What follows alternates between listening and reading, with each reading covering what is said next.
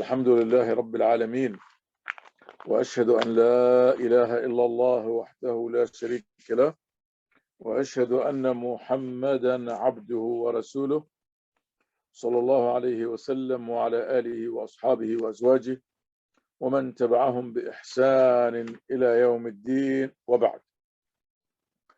By the grace of Allah subhanahu wa ta'ala, we are studying the laws, the Islamic laws that govern the financial transactions.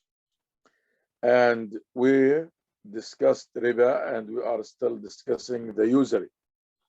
And today, inshallah Rabbil Alameen, we are going to show or discuss the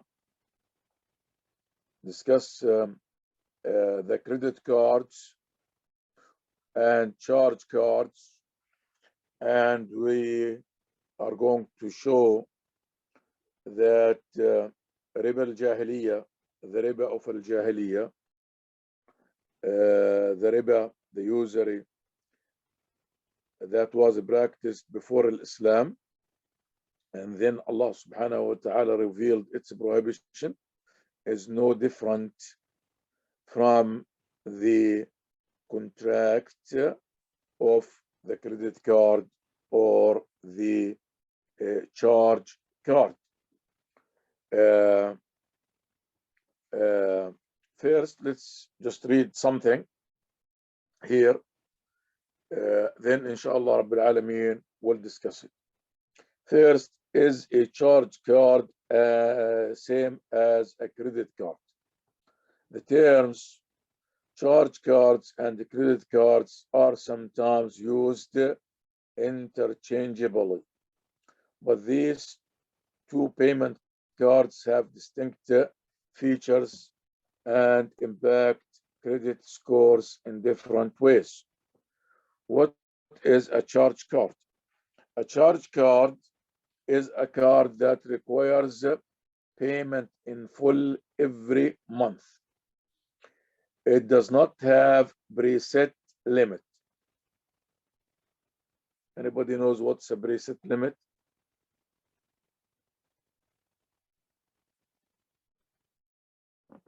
It does not have a preset limit. It would be a limit that you can use, an amount that you can use for that month. Okay, that means the money that you can use. And for some people, they have a credit for 5,000, some people 14,000, some people they have more, something have less. Is this what you mean? No, sure. Good. Okay, it does not have a preset limit. Rather, purchases get approved based on spending and payment history, financial resources, and credit record. Since charge card balances must be paid in entirety by the due date, there is no interest rate or minimum payment. Here is a problem or no problem?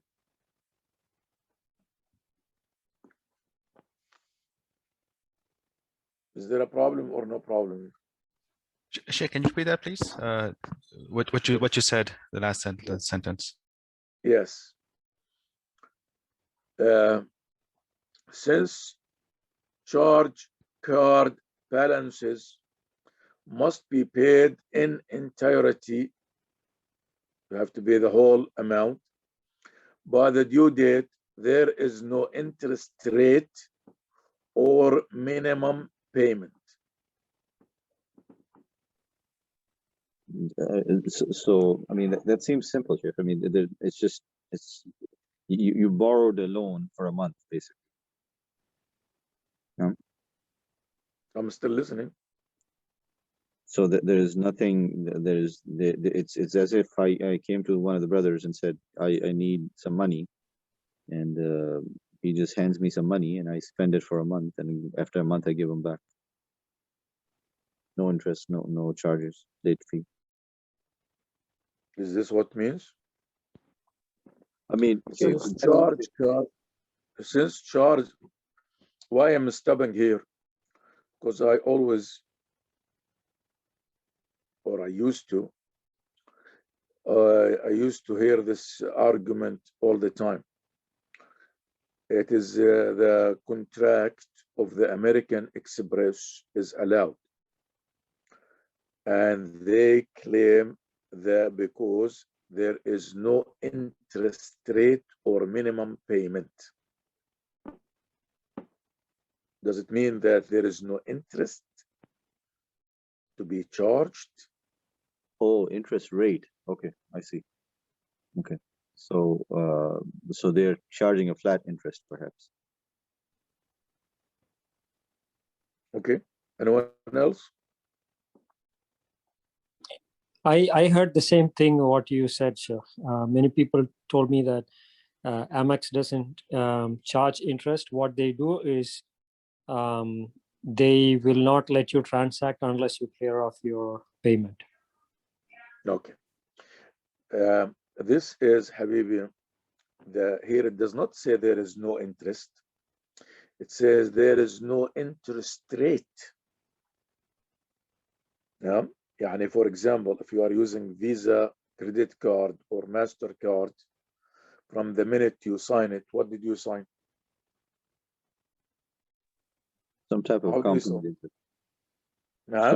Some type of a compound interest where there will be rate, a percentage that you'll pay. So it's going to be, I was going to say 5%, but it is way much more than that. 5%, 10%, 20%, 21%, and so on and so forth, correct? No. Yes, no. Yes. This is when, this is how, from the minute you sign the contract with the MasterCard, for example, Visa card, yeah, talking about the credit card, immediately when you sign it, you know if you are late in payment, what will be the interest rate, correct? Yes, no? Yes. Okay.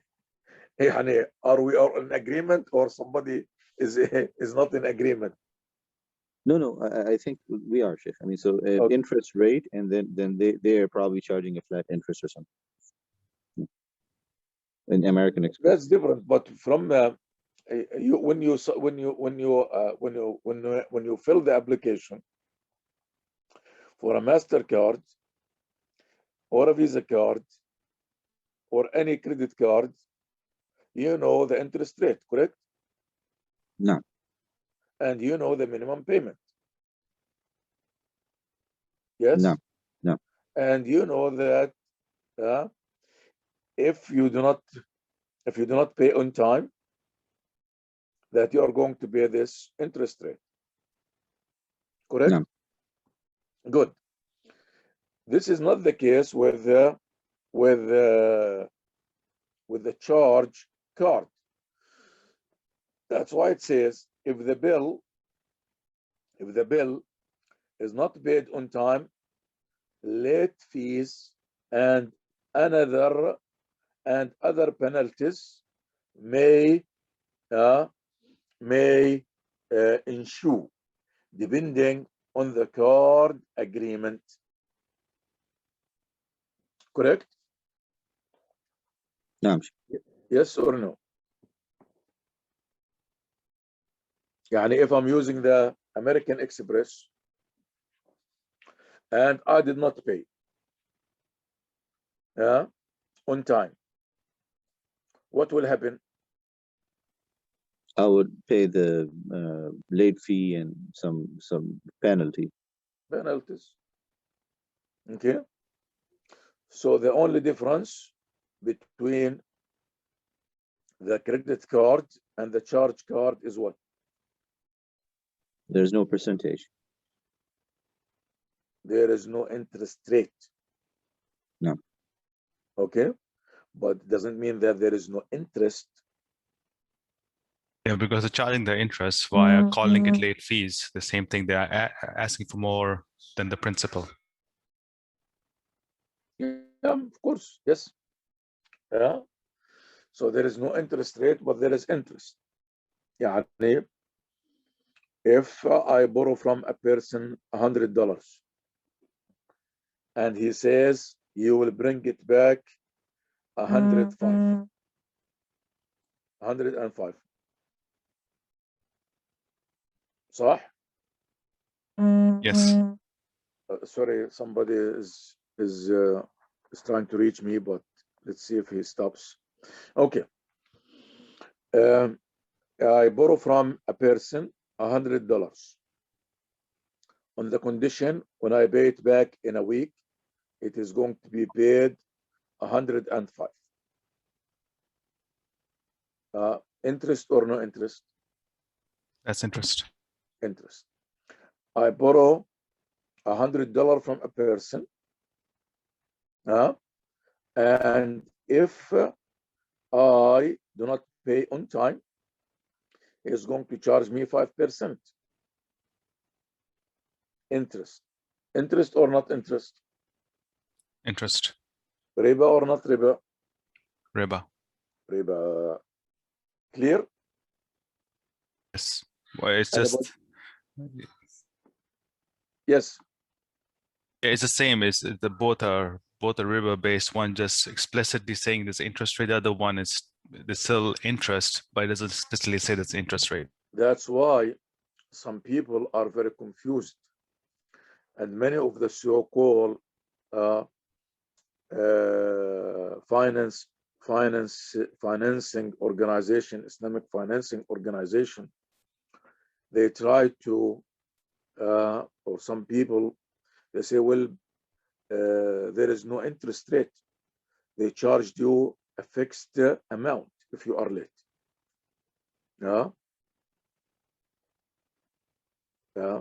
Said if you are late every month, they are going to charge you $50, and this is not interest. Sheikh, I mean, yes. but as far as late fee is concerned, right? So granted it is interest, and I'm not arguing that it's not. If I go to a school, right, I am still paying late fee. Right? It may be slightly different because I'm getting a service and you know I'm paying some late fee. In this particular case, it's because I borrowed money, so it's more direct interest. But that is a concept that is very, very normal nowadays in anywhere. I mean, that's why I took an example of a kid going to school, and the fee is not paid, and they're charging a late fee. So from that perspective, again, this is just a stretch. Would there be a leeway to say, or would there be a concession in this thing that okay, they're not, at least the intention is not of interest, because it's late fee. I mean, late fee over here, you know, it's just like, okay, it's to make people pay on time.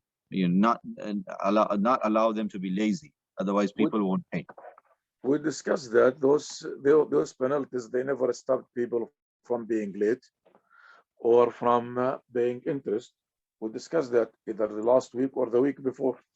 No, sorry. Correct. Sorry. But unless I'm not understanding you, are you saying that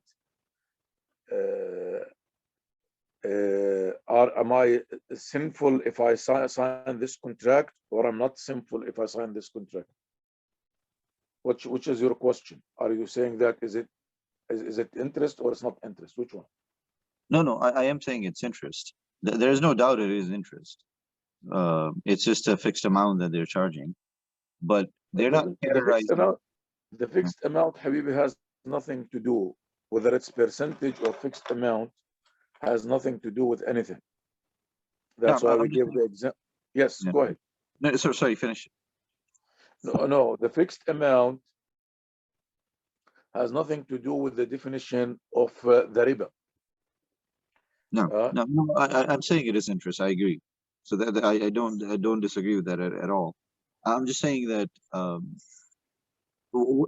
I mean, late nonetheless, in this culture, society, the late fee is not being charged for with the intention of interest, right? They're generally charging it because they're like, okay, people are going to look at this and they'll say, okay, the ones who want to pay would actually not be lazy in paying because there is a fee, and they will say, okay, if I pay on the second, I'm going to end up paying $10 more. Might as well pay on the 27th. Okay, can you read? Sheikh, very hard to read. What about now? No, Sheikh, very, very hard. Very hard. I'm going to read to you. No. Okay, good. This is a book which I coach. Bismillah. He's still there? No, Sheikh. Okay. I lost the light. Can you see me now? No, Sheikh. Yeah. This is a book which I considered it, inshallah, the jewel of my books. And it is called بيان الدليل على أن العقد التجاري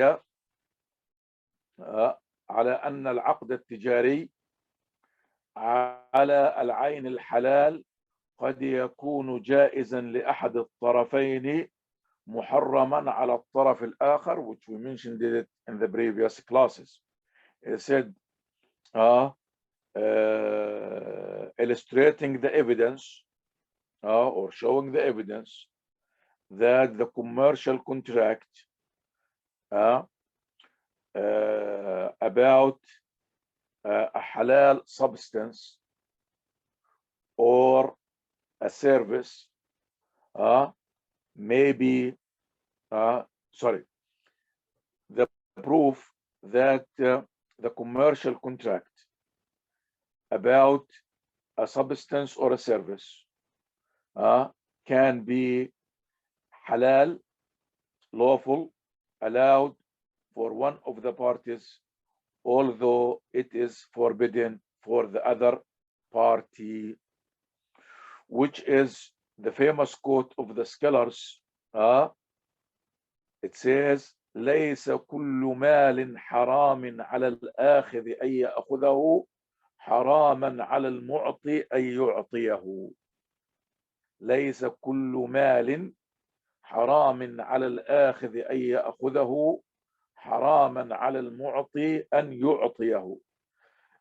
Not every money that is haram for the person to receive, it is haram for the person to give. And the other part, ومعه حكم دفع الرشوة لدفع الظلم أو أخذ الحق. And the ruling concerning paying a bribe to defend against injustice or to obtain your right. Got it so far? Sheikh, would you mind reading the first part once again in English, inshallah? Sorry, I missed it. I will, inshallah. Jazakallah khair. The book, it's called what?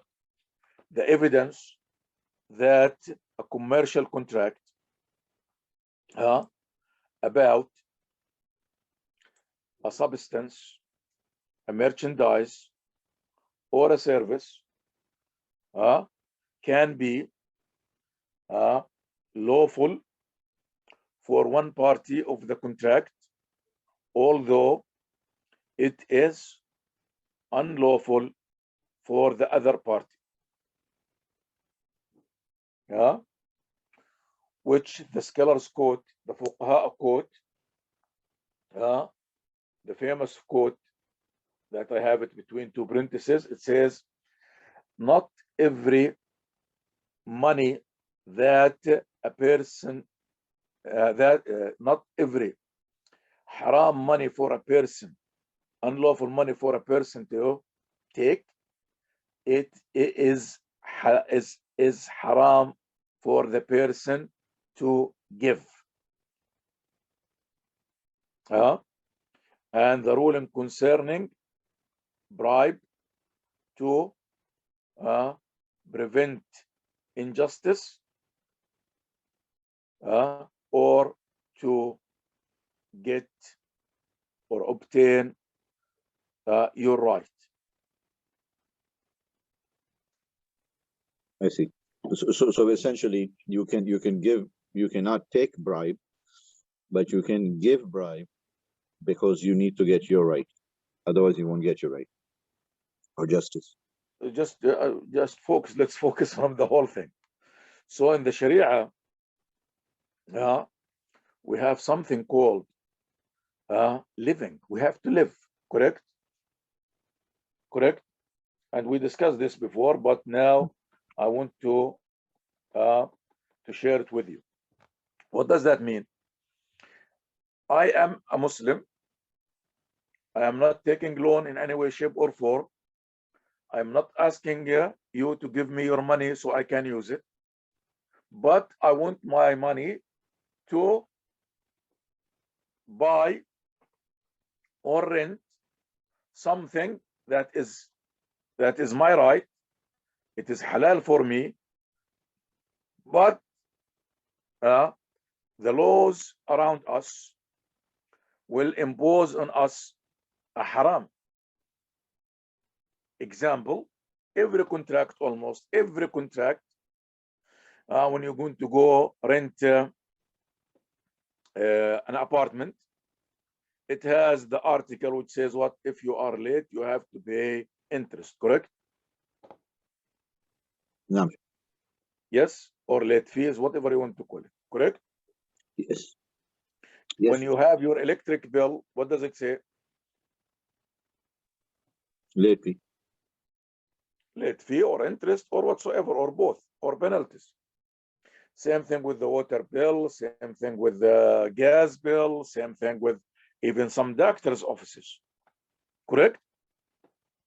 Yes? No. Yes. So here, I am not asking for a loan. يعني when I go rent an apartment, am I asking for a loan? No, Sheikh. I am paying my money, correct? No. But they impose this on me. Some taxes, not every taxes, some taxes are haram. Not all taxes. But they impose it on me. Am I a sinner?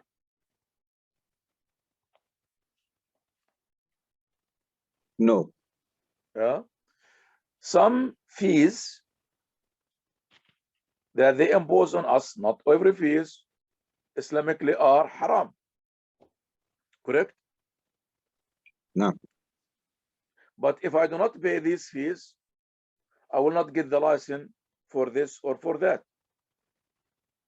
Or I do not get the service for this or that, correct? Yes. In my heart, I do not like it. I hate it. If it's left to me, I will never agree to this condition, correct? Yes, no, maybe. Yes, Sheikh. Okay. So now, who is the sinner? I am the Muslim who does not want to be part of that, but it was imposed on me, or the person who imposed it on me. Who's the sinner? The one who's charging. Who charging? Yani now, I rented an apartment. I am not asking for a loan. I'm using my money. And what? I have to sign this contract. I'm allowed. And the Sharia approved that. If I become lazy and careless, now I'm a sinner too. But all of my intention and all of my effort to be always be on time, and sometimes I be a whole year on time, which I did. Or at least I offered to do. So if I am not asking for a loan, I am not asking to use others people's money, but the system imposes on me some haram contract, unlawful contract. It doesn't mean say, oh, the Muslims has to suffer and die. That is not the religion of Islam. So when they impose on me something haram with a contract, who is the sinner now? Me, the Muslim who hates it, does not approve it, who wishes from the bottom of his heart not to be part of that, but the person who imposed it in me. Impose it. So assuming that I have to pay certain fees, certain penalties, which are considered in Islam haram, unlawful, when I forced to pay this, is it my sin or the sin of the person who imposed it in me and received it? A receiver. That's why same thing with the usury. With the bribe, with the rishwa. People, they do not understand what is the prohibition of rishwa. Where Rasulullah sallallahu alayhi wasallam said, "What la'an Allah al-rashi wal-murtashi." Allah has cursed the one who bribes and the one who accepts the bribe. What is the prohibition here? The cheating aspect of it.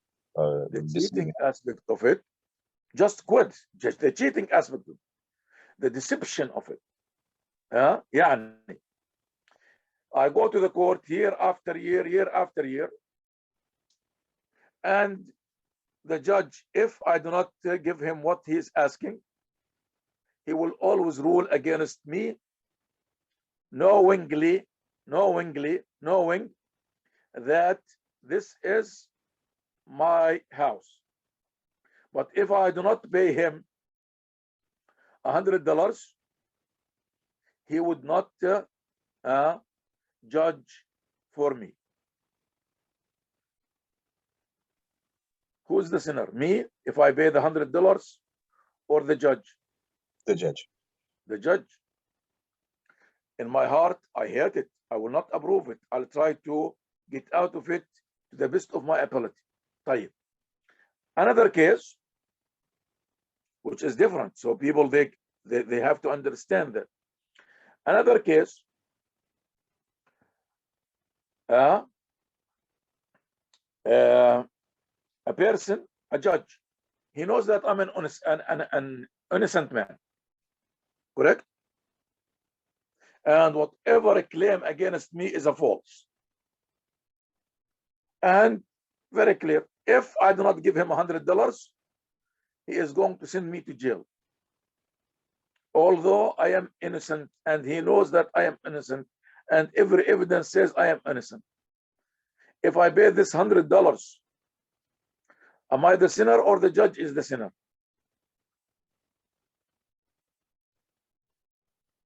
The judge. The judge. So these things.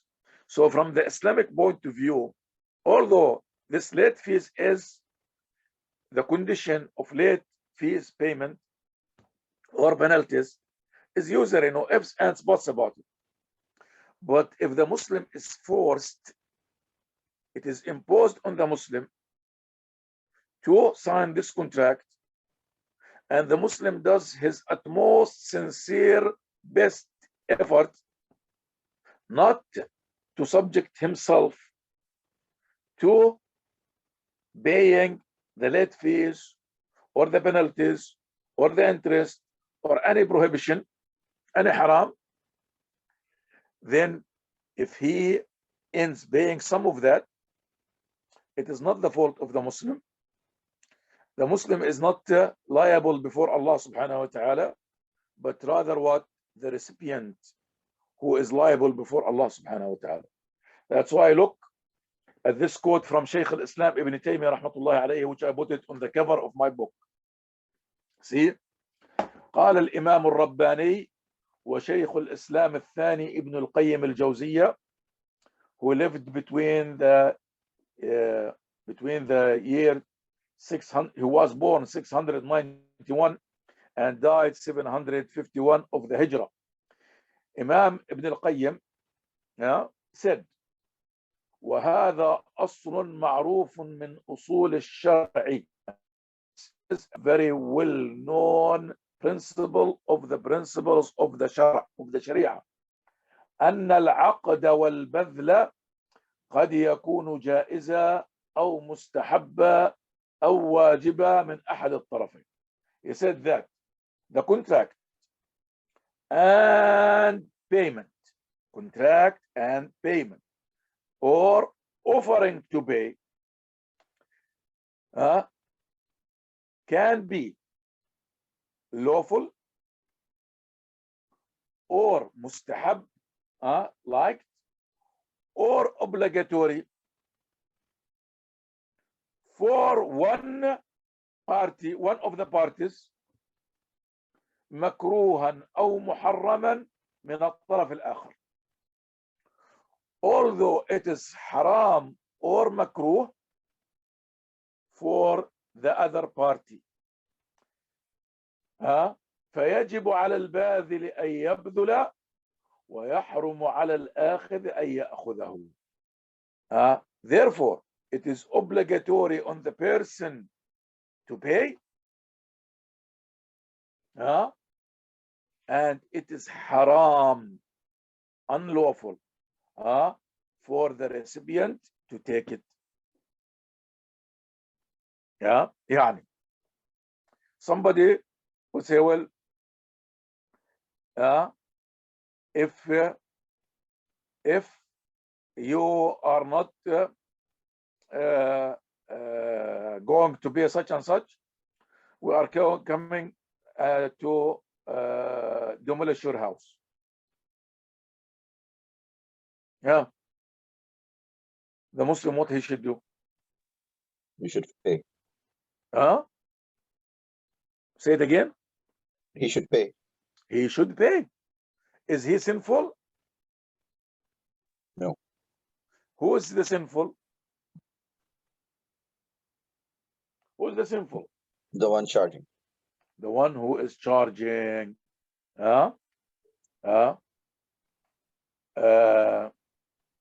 And these things.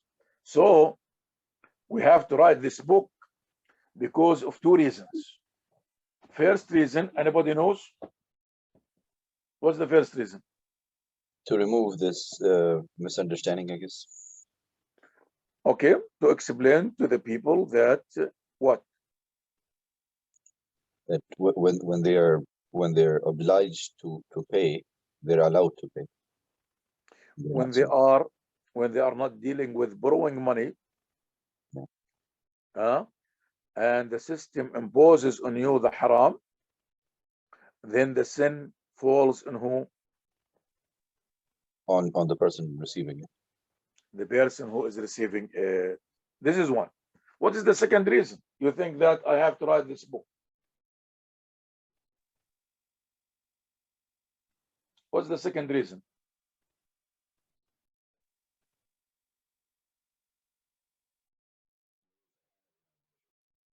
I'm sure all of you have an idea. Maybe to counteract the argument made against it. Allah barak fiqh. Because see, you, the Muslims, look, you are talking about riba, you, Ghassan, Barqawi, talking about riba, and the rental car, not the lease car, the rental car, there is this condition. When you rent your house, there is condition. When you have your water bill, have this condition, and this. So why are you talking about riba? Why are you talking about the credit card? Why are you talking about the charge card? Tell them, well, because the Sharia allowed us that, because I am not borrowing money. I'm not asking somebody to allow me to use his money. I am using my own money. I did not ask for any favor, and I asked for my haqq, my right. Correct? But the system is forcing on me to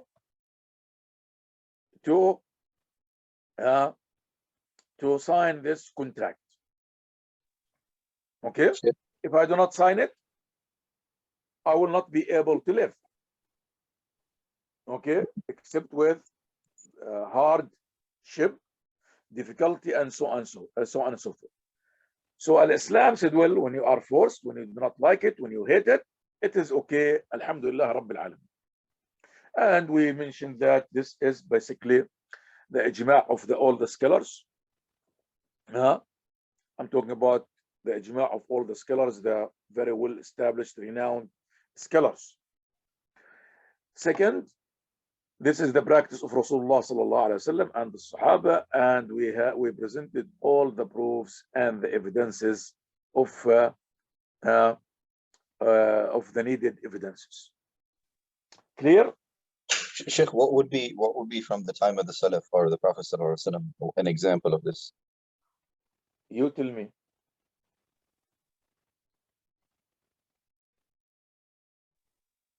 Subhanallah. Keep forgetting that I'm a teacher. Sheikh, the only guess I'll make, I don't have any, I guess, dalil behind it, is when the Muslims dealt with the Yahud or the Mushrikeen for something. Which is what? For example, they borrowed money from the Yahud and they specified certain aspects which are not part of compliant with Islam.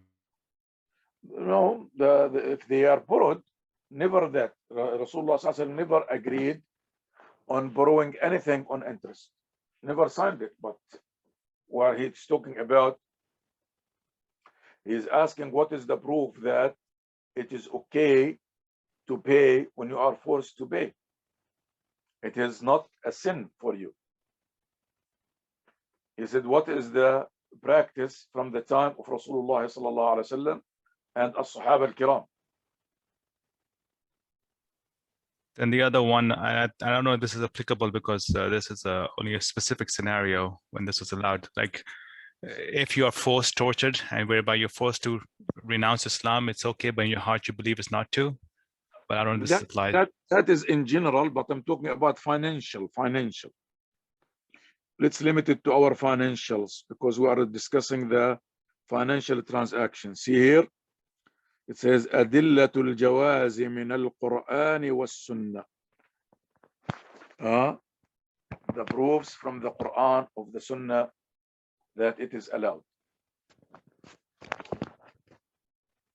Are you still with me? Yes, we hear. You can hear me? Yes. Yeah. What is the most famous hadith?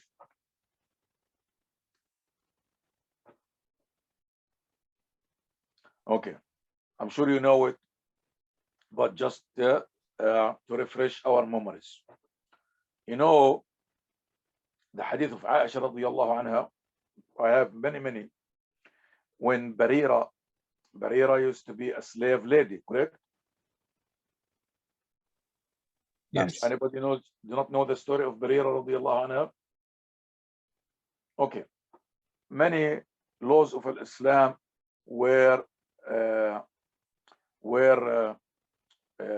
or are known because of the story of Barira. One of them, that Barira, she was a slave lady radiyallahu anha, and she came to Aisha radiyallahu anha, and she said, oh Aisha, I had a freedom contract with my family that I should pay them 9 uqiyya of gold, 1 uqiyya every year, and I want you to help me.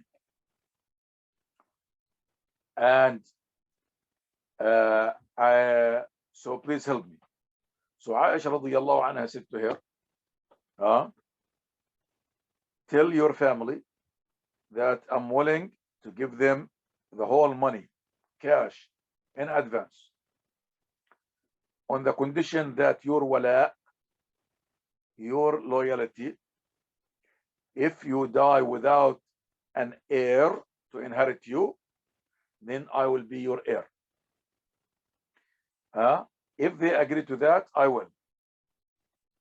And Barira radiyallahu anha, she went to her family, but they said, no, your wala will be always ours. So she came back to Aisha radiallahu anha, while Rasulullah sallallahu alayhi wa sallam was there. And she said to Aisha radiallahu anha, I conveyed your message or your condition to my family, but they insisted that my wala is theirs, no matter what. So the Prophet ﷺ heard that, and Rasulullah ﷺ said what to him? خُذِيهَا وَاشْتَرْطِي لَهُمُ الْوَلَاء. He said, take it and agree to their condition that the wala, the loyalty, the attachment, the inheritance will be theirs if she has no heir to inherit it. However, Rasulullah ﷺ said what? فَإِنَّمَا الْوَلَاءُ لِمَنْ أَعْتَقْ. Don't worry, accept this condition, because wala is for the person who set the other person free. So Aisha radiallahu anha did just that. She accepted the condition. Good. So Rasulullah sallallahu alayhi wasallam later stood up among the people and he praised Allah. He thanked Allah subhanahu wa ta'ala and he praised him, and he said, what is wrong with some people? They have conditions that are not in the book of Allah subhanahu wa ta'ala. Every condition that is not in the book of Allah subhanahu wa ta'ala is a false condition. Even if it is up to 100 conditions, qada'ullahi ahaq, the judgment of Allah subhanahu wa ta'ala is the most right. Wa sharatullahi awthaq, and the condition of Allah subhanahu wa ta'ala is the strongest. Wa innamal wala'u liman a'taq. And the wala is only for the person who sets the other person free. Is the hadith understood or any question?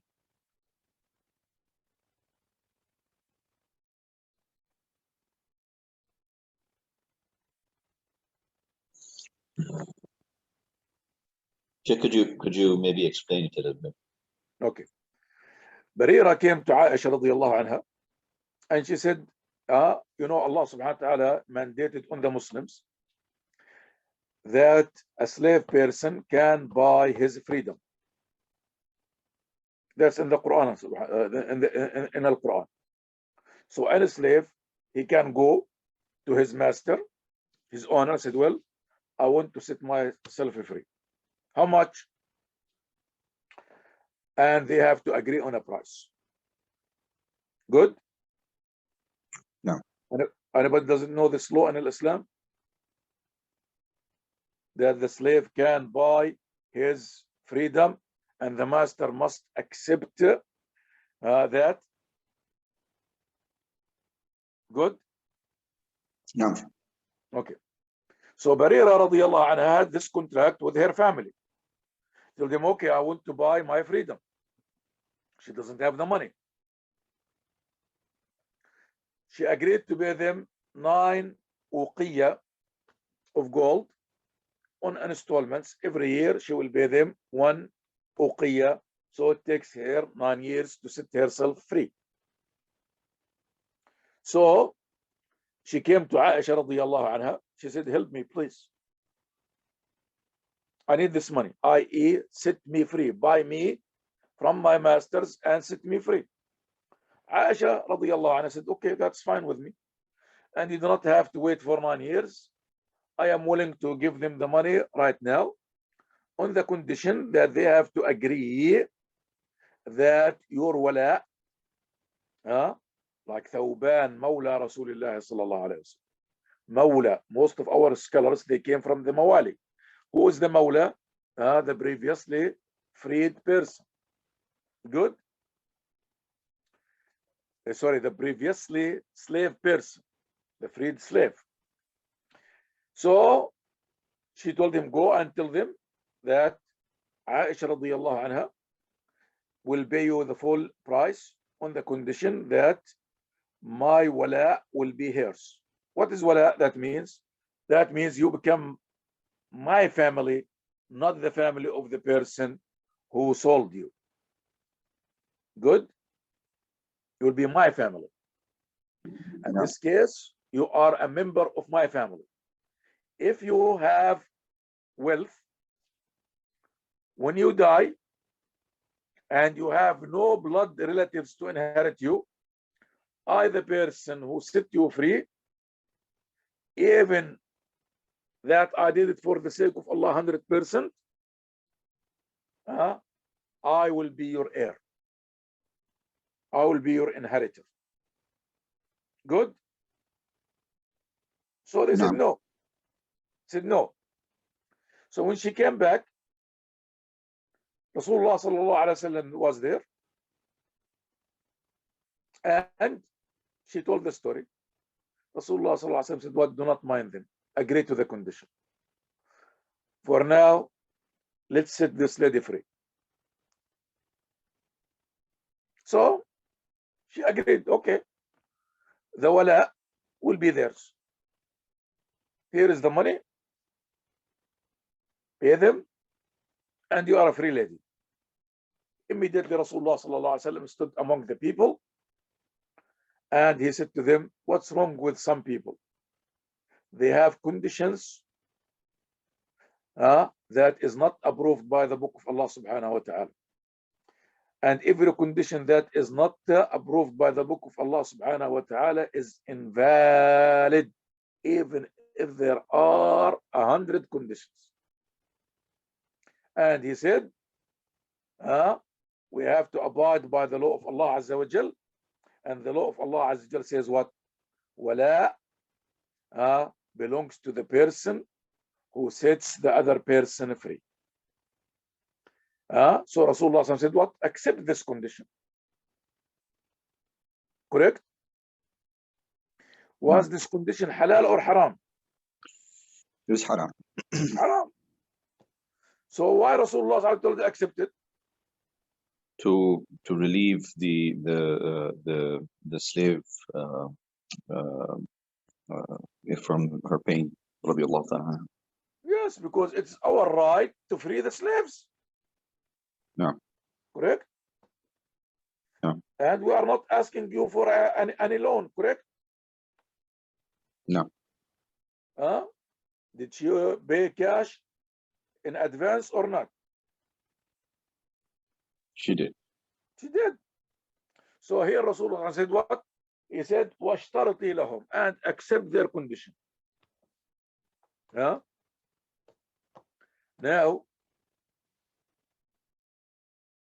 let me hook my phone. The battery is running low. Just a second, Habib. Assalamu alaikum. Why? Sheikh, why did you in between brought the issue of he didn't borrow the money? Why does that have relevance to this? This whole book on the promise, this conditions, that's this contract, this kind of contract, it's halal as long as there is no loan involved. It's a big book.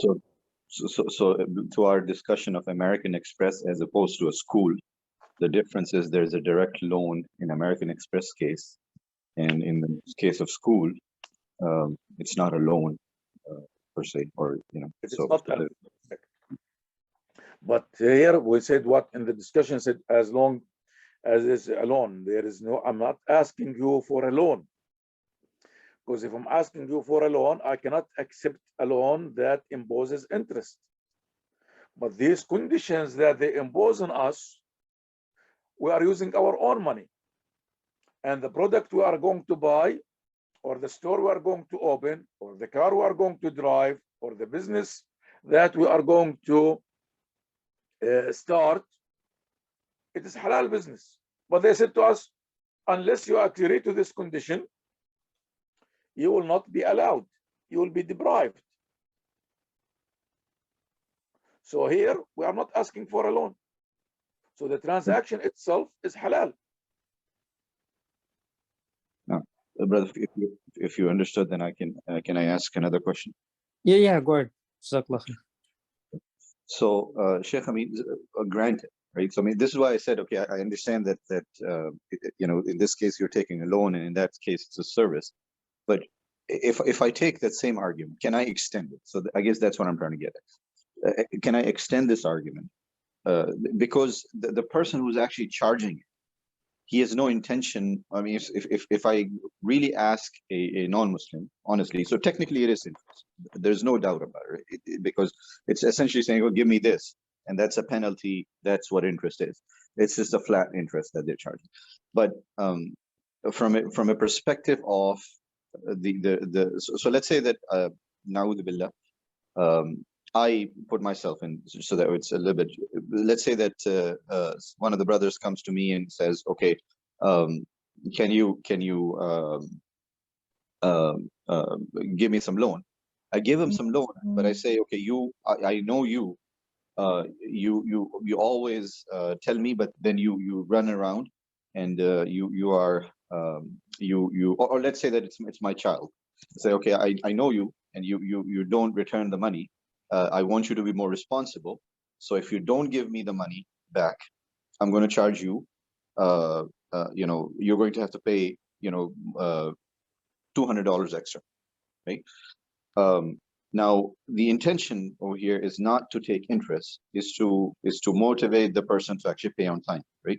So from a non-Muslim perspective, in this particular case, and I know technically it is interest. I'm not arguing on that at all. I'm just trying to understand, is there could there be an extension to what we discussed already into this? Because the person who's actually charging it is not looking at it from an interest perspective. They're just doing what is normal in the industry right now. They're saying, for those who are going to pay, they would be more motivated to pay us the money on time. Like you already said, that it doesn't cause people to pay. People just say, okay, this is not a big deal. Why would I ever pay them back in my own life? I'll be just paying this minimum payment and I'll be done. But the people who want to pay, they will pay on time because there's a penalty on top of it. So from their perspective, they're not dealing with interest. So they would never accept your argument that this is interest, hence I cannot give. They'll say it's a late fee. It's not for interest, because from their perspective, it's never interest. So you would never be able to interact with them, transact with them, which may be okay, but I'm trying to see if this is there may be a leeway over here, because they don't see this as interest, and you know, your argument is completely invalid to them, because all they're saying is like, it's late fee, it's not interest. We're not trying to charge interest. That's not our intention. We're doing this because we want you to pay on time.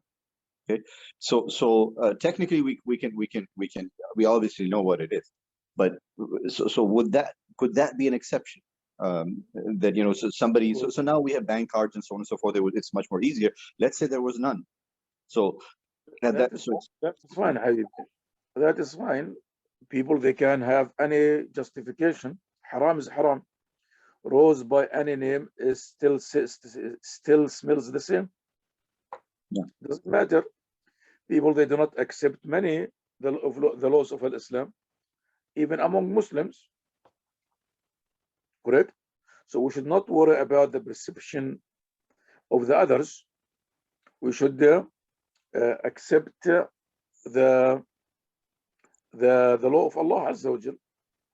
It does not matter this, but that's why I brought this book here, to relieve the Muslim, not to accept the justification of the others. To relieve the Muslim, telling him, well, be at ease. If they impose this condition on you and you hate it and you do not approve it, and you wish sincerely that this condition is not part of the contract, don't worry about it. You are fine. No. But for the people to justify it in their heads, they're going to justify it. These people in their heads, they said, well, we can keep the wala, correct? No. Yes? No. No. But this justification, would it work? No, so okay, so in my example, when I was penalizing my child, would that be okay? Of course. Why you do not penalize? Hopefully you do not mean it literally, but yes, Check, you have to. the example he provided was he's penalizing the child by imposing the late fee. Say what? Check, That we ex- lost the camera. Yes, we are back. My alarm came. My alarm saying the class is over. But anyway, start again about your child. Somebody was talking about the child. Now, I mean, you know, just to teach the child, you know, that you must pay on time. You know, I stipulate that I'm going to charge $200 more if you don't pay on time. I mean, as a No. parent. No, this is cannot be this one. But you can tell him, okay, next time if you pay on time, I'll give you a discount. Nah, so, Next time, if you do not pay on time, there is no salary, there is no allowance for you. yeah. Next time, if you do not pay on time, I'm not going to lend you money. No. Got it? No, sure. The law of Allah subhanahu wa ta'ala is much easier. But unfortunately, people, and I do not mean any of you or any Muslim in particular, sometimes we get involved in the haram and it is difficult to break away from it. And instead, we start looking for what? Loopholes. Yeah. And that mean loopholes as the Sharia has loopholes. But we come up with this idea. Okay? Every contract has this condition. So what? We know that. Nobody's disagreeing with that. Yeah? Yeah. However, now, the Sharia told us that as long as you are not dealing with a loan, you are not borrowing anybody's money, you are fine. They impose this on you. Alhamdulillah Rabbil Alameen. Yeah. Yeah, I'm going to give an example. I do not know if you lived through this thing. You remember these companies who used to come, the telephone carriers, long distance, they used to come. Oh, hold on. Are you with me? Answer. I connected the charger to my phone, but I did not connect it to the outlet. Yes. Now, what I was saying, what was I saying? I think you were giving an example, Sheikh. At what? I Uh, forgot. You hadn't started yet. So Okay. you were talking about long distance phone in Yes, long US. distance for carriers, and you used to do something called slamming. They used to steal your carrier. They switch you. And one time, they used to have they basically, some company had not signed any contract with them, and basically they took my loan, and I got stuck with it. And for a long time, they kept harassing me to pay the charges. I'm still dealing with them. I'm a medical doctor office as we speak now. Something I think. So I ended just to get them off my back. I paid the charges. Am I a sinner now? No. Yeah. If I did not pay them, basically I will get nobody to give me a phone service. So, Chef, I mean, when we listen to it, we get a feeling that it is okay to, pay and get out. But at what point it becomes an obligation on Muslims to fight back the system? Always. If you can fight it legally in a halal way, that is fine. Always. But sometimes you have to you cannot do it. Correct? Correct? True. Yeah, and you fight for a month, 2 months, 3 months, then what? You do not need a phone? And at that time I was talking about land phone. What should I do? So I ended paying the money, which was a robbery, not more, not less. I did not use their service. I did not make their calls. I did not do anything. Suddenly, I start getting those charges. But who is at sin now? Me or them?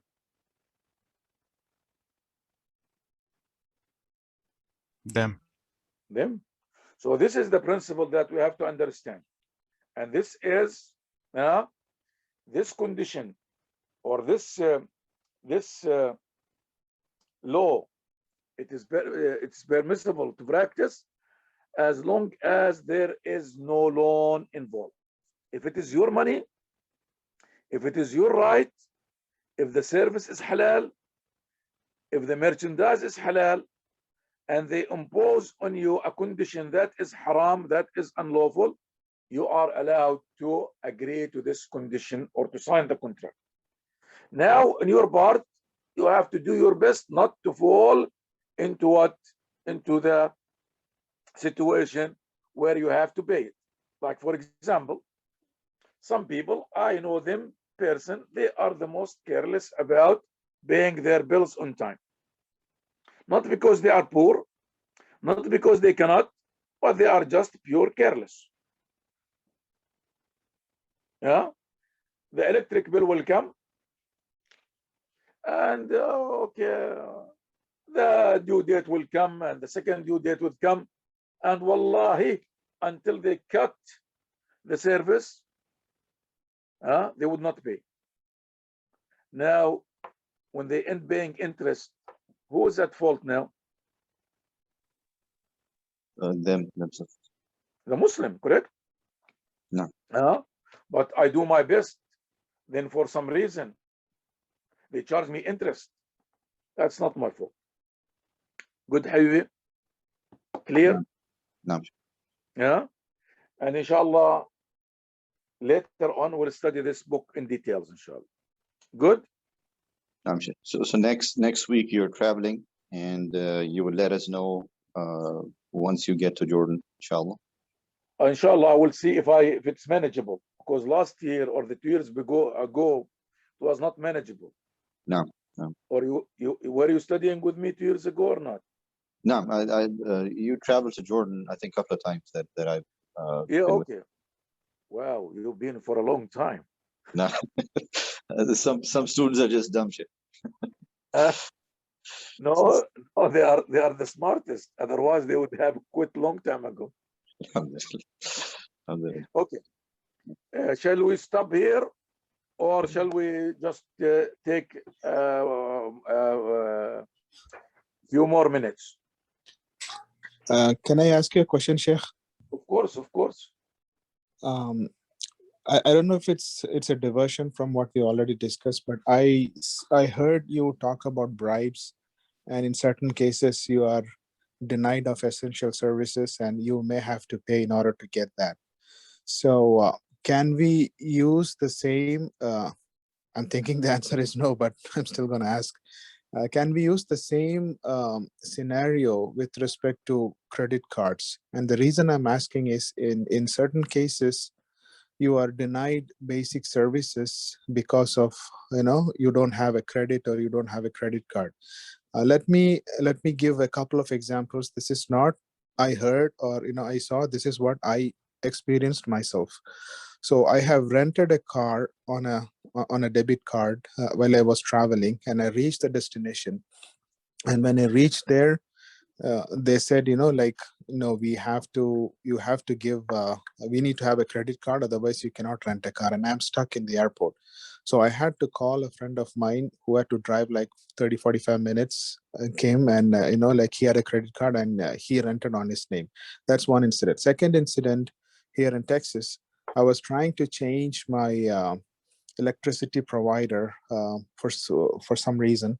And I called him and they said, yeah, everything is good and we want to run your credit. And they ran my credit and they said, no, we cannot give you because of, you don't have credit.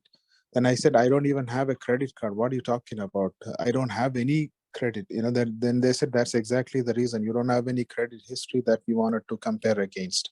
So in that two scenarios, like which I needed to avail that service, but I could not. So in this case, can I keep a credit card or whatever, like mentioned by whatever you call it, and just use it?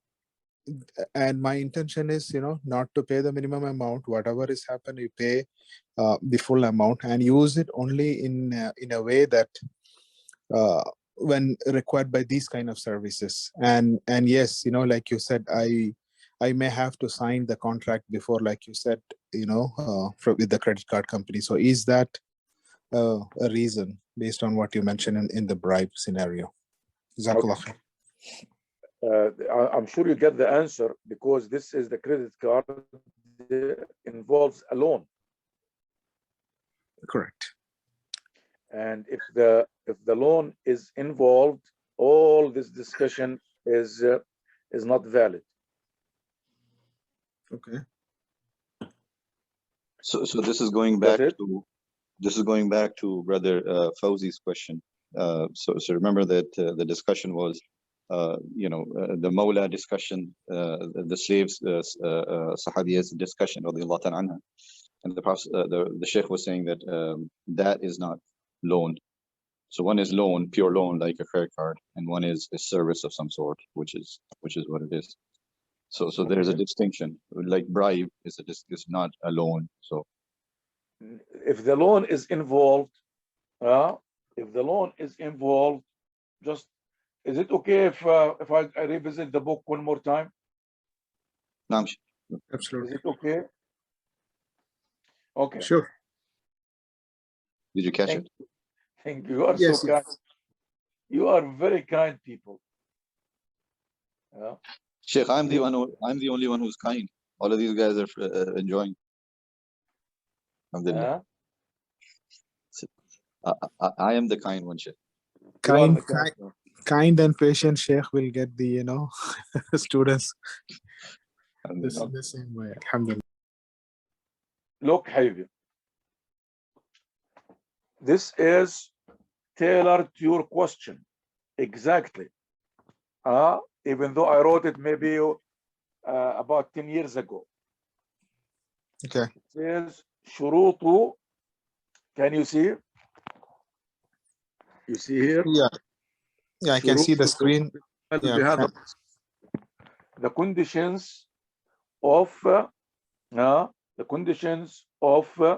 permissibility of practicing this Islamic principle.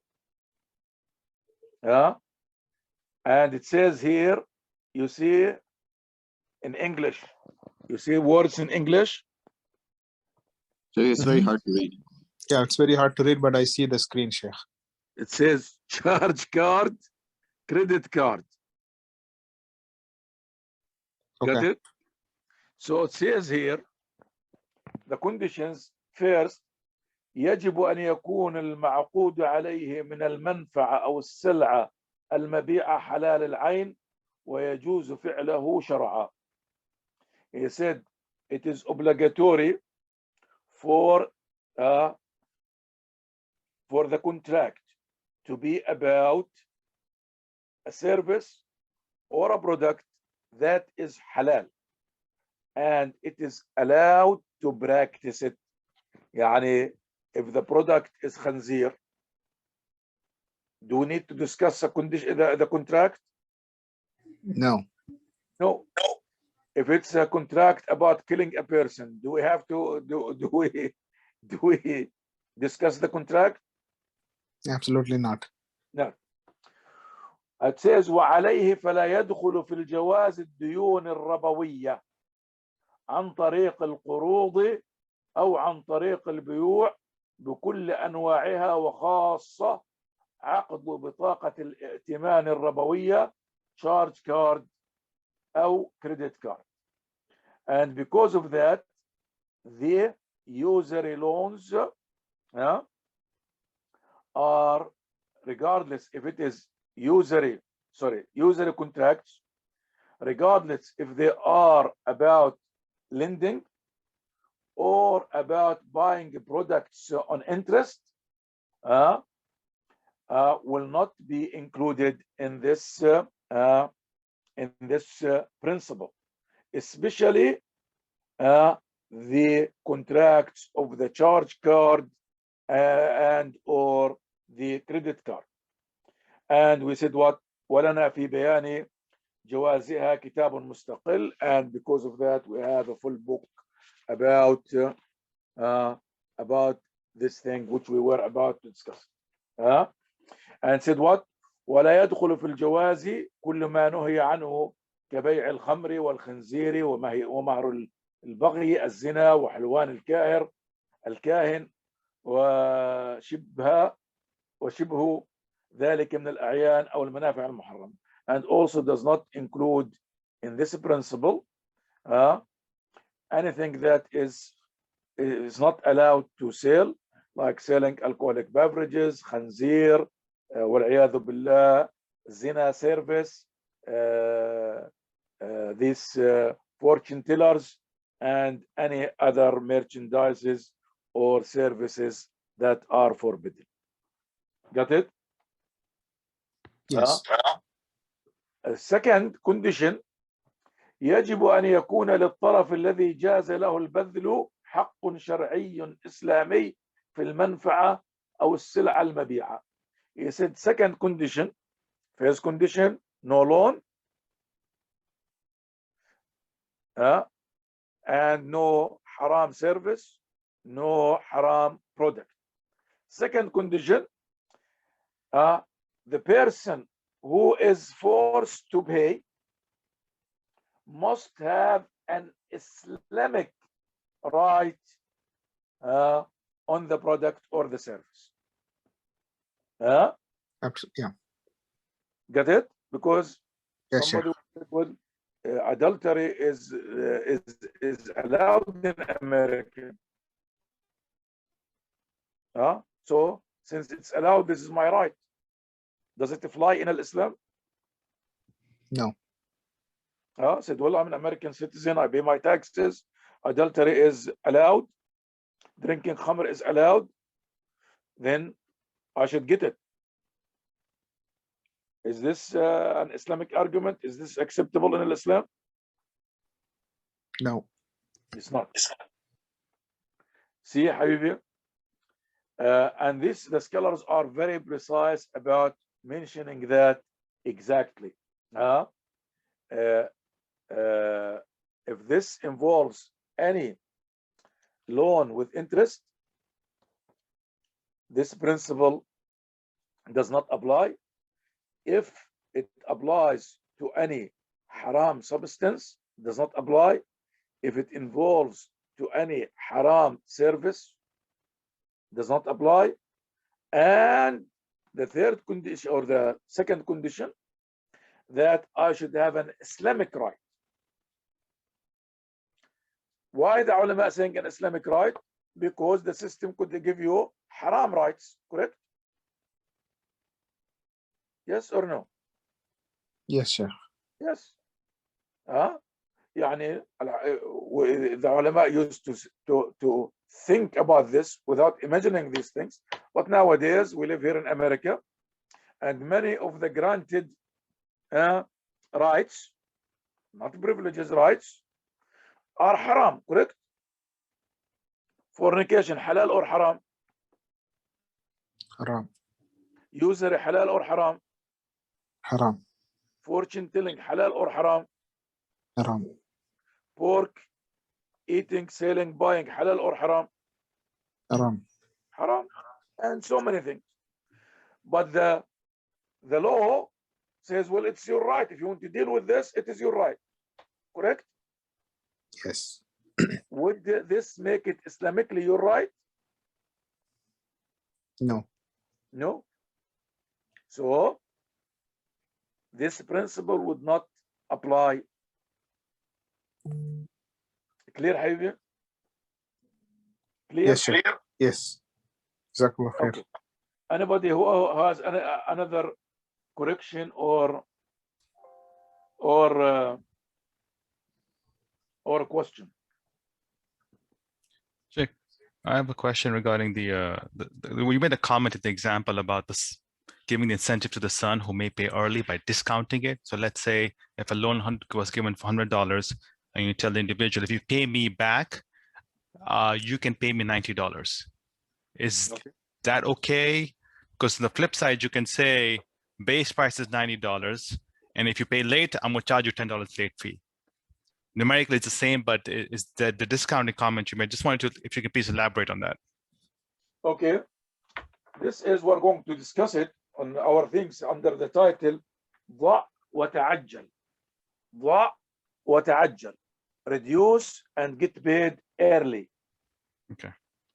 Reduce and get paid early. Good. Okay. Yeah, we can wait till then. That's okay. No, it's okay, but quickly. Well, maybe we'll not survive. Who knows? Who knows? Just Yes. give me a second. I'm running out of outlets. Okay, just a second. Here we go. Alhamdulillah. Now we are hooked. This is known in the Islamic literature as ضع وتعجل. Reduce and get paid. This, as long as it is not part of the original contract, it's not a condition in the contract, it's allowed. Which is the opposite. يعني, when I borrow from you $100, the condition says you pay me what back? 100. The Islamic condition, what will be say? 100. 100.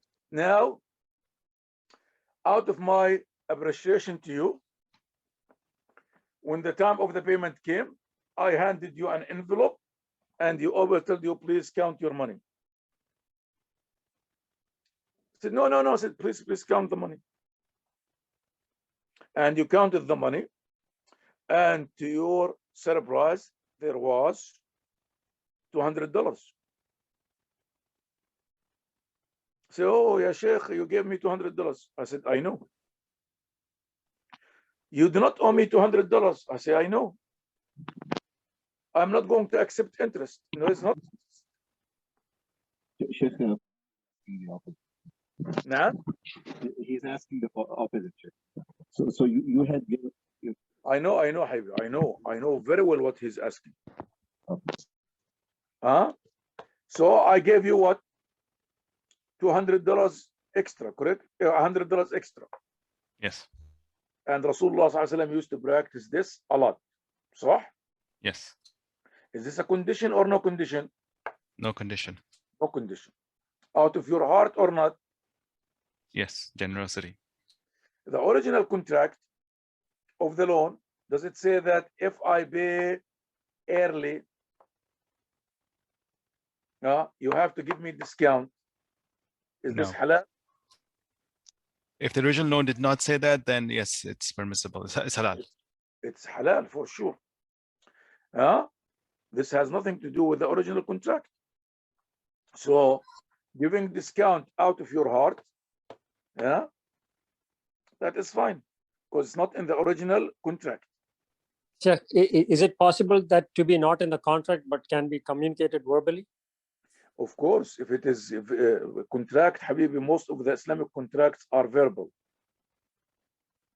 يعني marriage contract in Islam, verbal or written? Oral or written? You have said that before it is oral, and later on they changed it to written. Yes, but it is oral until maybe the year 600 or 500. It used to be always oral. Correct?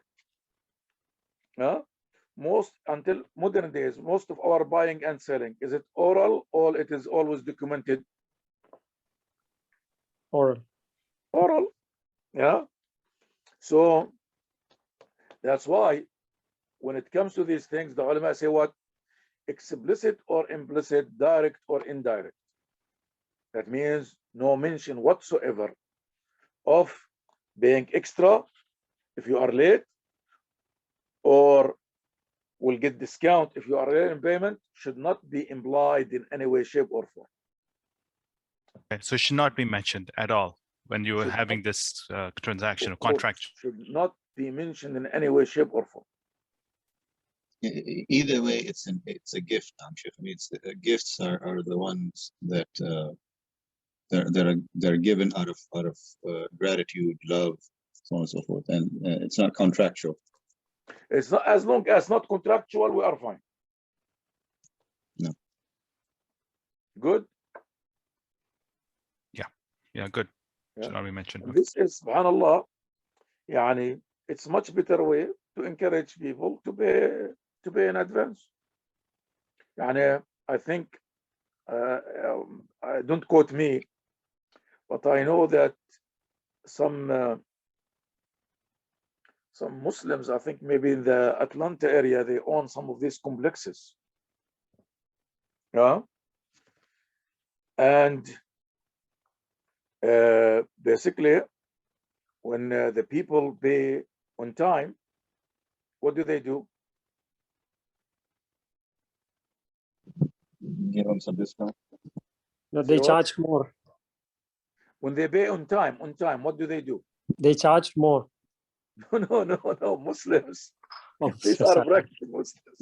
When the tenants, they pay on time, what do? They give them some discount. They give them some money as a gift, or They give them discount, they give them 3 months rent, and so on.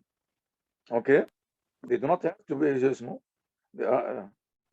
The contract has nothing, does not mention in any way, shape, or form that if you are late, you are going to pay extra. If you are early, you're going to get discount. But the tenants, they know that if I'm paying on time, that these people will appreciate it, and they will give me at the end of the year 1 month free, or they give me $100, or a discount with $5, or whatever service that it is over there. And it's working for the most part, wonderful for them. For the most part, not for everybody. Because I Sheikh. don't know it or not, my daughter, she used to have a house. And we gave the tenant all the discounts that you can imagine. And he left it what? He left the house a rubble, basically. He left us with about $60,000 worth of damage. So it's not going to work with everybody.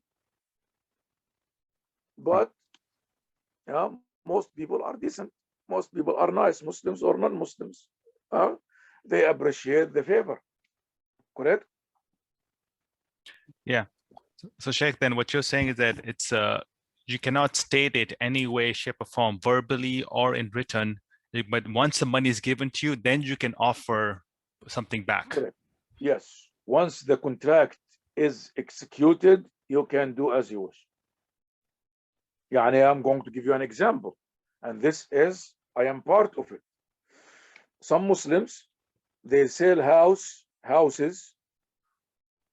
This is it is very, very limited operation from Albany, New York. A medical doctor, he buys houses, these rundown houses, he fixes them, and he offers them to the community there on a credit. He will sell them on a credit, and I am the one who review his contracts. Okay, and the contracts does not say anything about haram, anything, including there is no lien whatsoever. Good.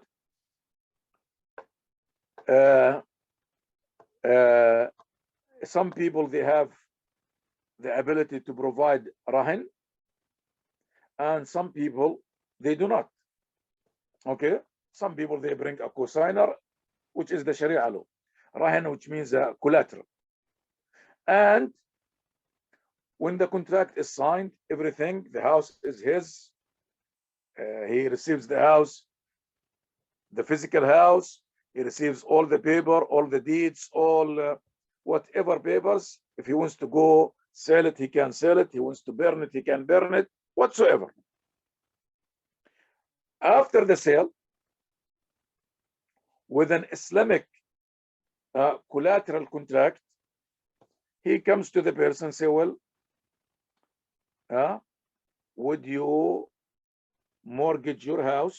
No, sorry, not mortgage. Would you give me your house as a collateral for the outstanding loan? And some of them say, yes, I will. And some said, no. Is this halal or haram? Halal. Halal. I just have maybe 2 months ago, a person said, okay, I do not mind, but it has to be through the halal. He sent me one of these through the lawyer, a collateral contract, which is basically alien something. This does not work in Islam. And we wrote for him one, and he took it to the lawyer, and they signed it both. And now the person gave the authority of selling the house for a market value, on the condition that if you sell it for the market value, you get your share first, and the rest of the money will be paid back to me. And it worked very fine. Halal or haram? Halal. Halal. Because this happened, as one of you said, this is after the contract has been what? Signed, without any implied promise. Okay. Good. Yeah. So, for example, some Islamic schools in the contract, they say if you pay us the school fees, tuition fees for the rest of the year, we'll give you, let's say, 5% discount. That is not permissible. But then, if I were to pay the full school fees, then the school may decide to give me discount. That is generosity or a gift on their behalf. Correct. Okay. Yeah. However, there is a catch here. Yeah. If I please pay attention, because it is very, very thin difference. If I say, if you buy my car now, it is $10,000.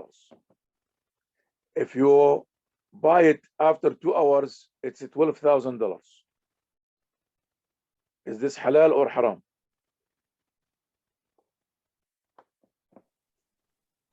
Won't it depend, Sheikh? Halal. No? Would it not depend? I cannot hear you. Would it not depend? I mean, You are trying to make me feed you the answer. I do not do that. it would be. I mean, it's you're selling, so technically it would be halal because you're selling. You can change the price, but I mean, you cannot, after you have agreed to a price. No, just don't branch the discussion. I am saying that I'm selling this car.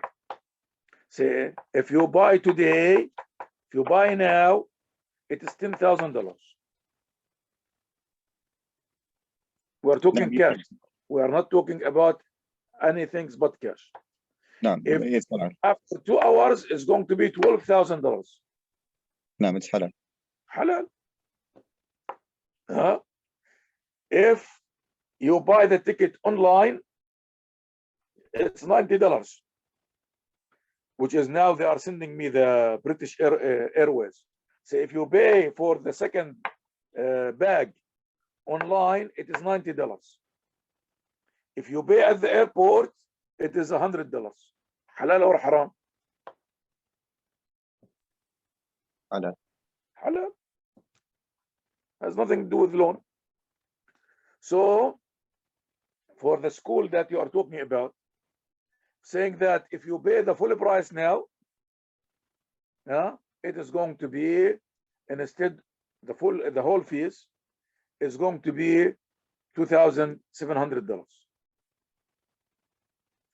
If you want to pay monthly, it is going to be more. Halal or haram?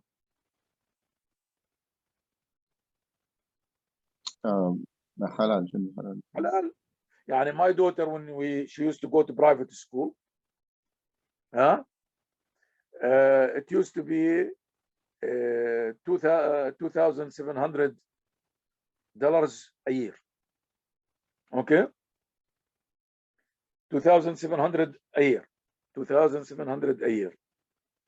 For 10 months, this will be 270, something like that. So I used to choose to pay it what? In advance, correct? They pay the whole price in advance. Okay. Some people, they will choose to pay it on monthly, and maybe paying on monthly, they will add maybe $5. And instead of 270, it is 275. Do not quote me, but I'm just making this. Halal or haram? Halal. Halal has nothing to do with anything. Good, Habibi? Sheikh, I'm a little confused now because the example I gave, like in the contract, it says if you were to pay on time, we'll give you 5% discount and put the numerical value. But if you pay monthly, you'll be this. So in that case, then it's permissible. Okay. What does the contract say? That if you were to pay on time, let's say if you were to pay upfront right now, it'll be $10,000. Or if you were to pay monthly, it'll be 12,000 divided by 12, so $1,000 per month. What's wrong with that? Why we are discussing that, Jan? This is because I understood the previous discussion. If you were to offer a discount, that could not be mentioned in the contract until after everything is paid for. No, that's where we're talking about loans, Habibi. The loans. So the difference is what we were discussing in the chat, and let's see if Sheikh Okay, I think agree. I understand then. One is a loan. When you have loans, you cannot say pay me back sooner, later, discount, what have you, until after it's done, paid off, then you can gift whatever you want. If it's a transaction, then you are free to choose whatever you want. Whatever you want to. Yani, we do these things all the time. When I used to do my consulting business, I used to have a certain fees in advance. Okay, that means before I take your case, you have to pay me $5. Before before we start the work, you have to pay me $5. Good. Yes. Okay. Now the contract will say what? If you want to pay the full price, now it is going to be $10,000. Yeah. If you want to divide it into 4 plans, it is going to be $12,000. Yeah. Halal or haram? Halal. There is no loan, Habibi, involved. Okay, I understand. Sure. Yes, alhamdulillah. Allah yabarak fik. Anyone who is confused by my gibberish? It's very enlightening, Sheikh. Jazakumullah khair. Allah preserve Allah you. yabarak fik. Okay. Take one more question if you have time.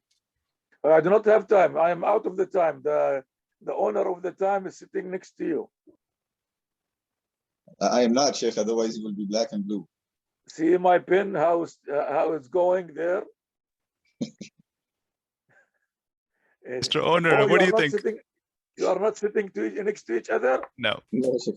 I have to be far away. Okay. If you have a question, you can ask. We're 12:08, so we're quite a bit over. So inshallah, you can ask it so that we don't miss it, inshallah. Okay. Okay. Tfaddal. Yeah, Sheikh. So the example that was given previously about in the education system, whereby if you were to the late fees, right? In that case, we're being forced to give the late fees, and that's okay because we're not the ones, we don't like it, we don't want to, but we have to do it. On the flip side, the person who is administering that, or the one who is processing that as an employee of the education system, that job is not permissible because they are partaking in processing the late fee, which is interest. Is that correct? Of course, this is a clear cut by Rasulullah sallallahu alaihi wasallam. Allah cares the one who give riba, take riba, write riba, witness riba, and he said that all of them are same in sin. Yeah, I'm just trying to point out that hey, this again two sides to the same coin.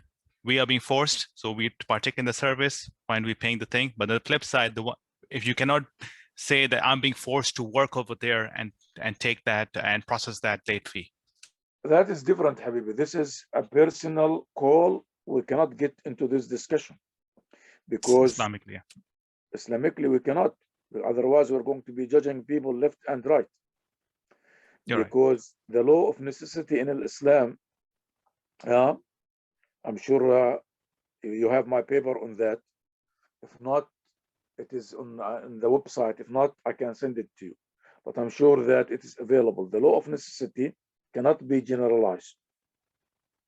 And a person says, well, I am forced to accept a haram job. Tell him, all this is between you and Allah subhanahu wa ta'ala. Why do you want even my discussion, my participation in the discussion? You say it is necessary to you. Alhamdulillah, may Allah bless you. It's none of my business. Correct? Yes. But we do not say, well, this person, it's necessity for this person. How do you know it's necessity? It's a necessity for me. Can you say it's a necessity for me? No. That's why we have a general rule about the necessity. We teach the laws of necessity, but the Mufti is not allowed to say if a case is a necessity. Correct? Okay, interesting. يعني you remember the hadith of Bilal radiyallahu anhu, ahadun ahad. Correct? Yes. All the people who were with him, they did what the kuffar told them to do of the haram. Correct? Yes. Yes? Except Yes. for who? Bilal ibn Rabah radiyallahu anhu. Bilal ibn Rabah radiyallahu anhu. Did Rasulullah sallallahu alaihi wasallam told him, or the other Sahaba told him, what's wrong with you, ya Bilal? It's a necessity. Why you did not do the same thing as we did? Did this happen? No. From the tolerance of Bilal radiyallahu anhu, was it a necessity or not a necessity? I mean, from his perspective, no, because he continued saying ahad and ahad. We know it. Was it from his tolerance ability? Was it a necessity to Bilal radiyallahu anhu? It was not. No, it wasn't. It was not. Did the Sahaba come to him, shame on you? Why you did not do as we did? No. Did Rasulullah told him, shame on you? Why didn't do as they did? No. Did Bilal radiyallahu anhu tell them, shame on you? Why you did not do as I did? No. Why? Because everybody knows his circumstances and his abilities. Nobody knows about your circumstances. Correct? Yes. And you know the general rule in the Sharia, يحسبهم الجاهل أغنياء من التعفف. The ignorant, he thinks of them what? Rich. Correct? Because of their dignity. صح? Correct? Yes. Why? Because the appearance suggests that, oh, Ghassan al-Barqawi is wearing so nicely, and this and this and this, or Ahmed is wearing so nicely, or Farhan is wearing so nicely, he must be a rich person. Correct? Yes. No. But does he know what's behind the doors? No. Nobody knows what's behind the doors. Yeah, يعني in my khutbah I always tell them, oh, you see this nice, beautiful white shirt. But if I ask you, what is the source of the white shirt? Yeah, they can say it's a gift or anything. It could be anything. We don't know. It could be from the sadaqah. صح؟ Yes. Yeah? So the circumstances, we tell the people what is the law of necessity. Then people, they come to me, they want me to tell them that it's a necessity. Listen, you can keep repeating your scenario for another 100 years. I'm not going to tell you it's a necessity. But if you believe from the bottom of your heart that it's a necessity, you do not need my approval. I am nobody.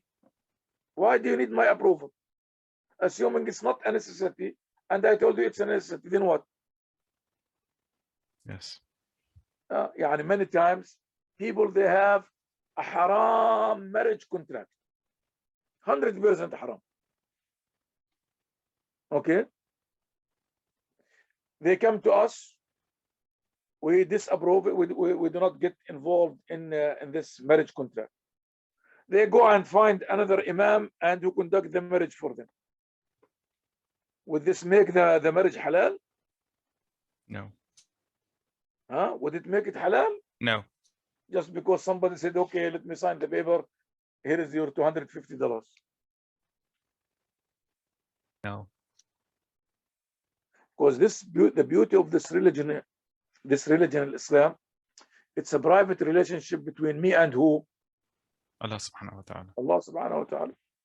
يعلم خائنة الأعين وما تخفي الصدور. Allah knows the dishonest eyes and what the chests hide. So if somebody says, well, I have necessity. Well, you have your necessity. Why you are discussing it with me? Why are you arguing? Why do you need my approval to tell you it's a necessity? Yes. One time I gave a khutbah, a big khutbah, because somebody came to me and he is from Texas, and he said, my father-in-law told me such and such act is a necessity. And I do not believe it's a necessity. Yes. And he is putting a pressure on me and his daughter, my wife, to do this act. Okay. So since I know of them, I gave a khutbah. I said, well, the general rule of the darura, that you cannot generalize. You cannot generalize. You cannot tell them that this situation applies to everybody. Yes. It does not. But if somebody says, well, my situation, from my knowing myself, and Allah knows best, that it's a necessity for me, telling me, Allah bless you. Why do you need my approval? I do not judge people. I do not ask the people where from. To me, the people are, alhamdulillah, fantastic Muslims. Unless it proves beyond a shadow of doubt otherwise. So why do you need my approval? Most of the people who insist that the Sheikh tell them this is a necessity are one of two things. First one, he knows in the bottom of his heart, or she knows, it is not a necessity. Yes. Agree, disagree? Agree. And some of them are paranoid. The other part are paranoid. Anybody knows what's a paranoid? They're obsessed that they're making the mistake. Check this about 12:20, by the way. They just paranoid. خلاص يا أخي, it's a necessity for you. Go. Do it. Why you keep thinking about it? Yes. Allah Ghafur Rahim in this case. You know that you are going to die if you do not do it. Yes. But we cannot generalize the law of necessity. Each person, between him, her, and Allah, they have to decide for themselves if it's necessity or not. And they do not need the approval of any human whatsoever. Clear? Yes, Jazakallah khair, Sheikh. This is beautiful explained, mashallah. So now you owe me a dua. Inshallah, yes, don't worry. Allah yabarak. Okay, the owner of the time. Shall we stop? Sheikh, I was actually wanting to stop 20 minutes ago. Well, my alarm came off at 11:15. No. There Okay. were questions. I didn't want to. Inshallah. خلاص, stop here inshallah. Yes, Jazakallah khair, Sheikh. حياكم الله. طيب, سبحانك اللهم وبحمدك أشهد أن لا إله إلا أنت أستغفرك وأتوب إليك. جزاكم الله خير for coming, and جزاكم الله خير for listening, and جزاكم الله خير for everything. Please keep praying to Allah subhanahu wa ta'ala to make life easy for us and to protect our deen in this life, and pray to Allah subhanahu wa ta'ala to make this journey safe. We just went to test for the COVID-19, so inshallah it will come negative and we'll go and visit our family inshallah. Good? Allahumma ameen. Ameen.